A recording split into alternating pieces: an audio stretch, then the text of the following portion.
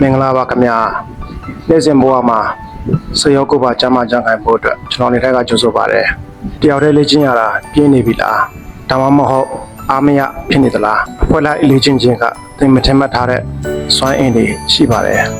group training ရဲ့အားသာချက်က motivation မှာဘေကလူတွေကြိုးစားနေတာမြင်ရရင်ကိုယ်လည်းအားမလျှော့ချင်တော့ပါဘူး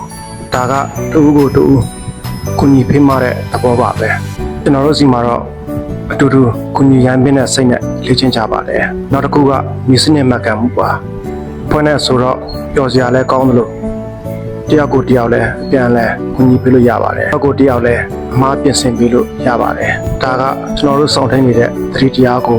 လက်တွေ့ကျင့်သုံးတာပါပဲဒီလှူရှားမှုတိုင်းကိုသတိကပ်ပြီးအဖွဲ့သားတွေနဲ့စီချက်ညီညီကစားရတာမျိုးပါခန္ဓာကိုယ်ကျန်းမာရုံနဲ့မကပဲမိတ်ဆွေကောင်းတွေကိုပါရရှိနိုင်တဲ့ group class တွေကိုအတူတူလာရောက်ဆင်နွှဲဖို့ဖိတ်ခေါ်အပ်ပါတယ်။ရှင်မကျွန်တော်နဲ့ကားမဲ့လာရောက်ဆွေးနွေးနိုင်တယ်လို့ trainer နဲ့စနစ်တကျကစားလို့သူတွေကိုလည်းကြိုးစားပါတယ်။နောက်ပူရီရောမှပြန်ဆောင်ကြမယ်နော်။စိတ်ရောကိုယ်ပါကျန်းမာပျော်ရွှင်ကြပါစေ။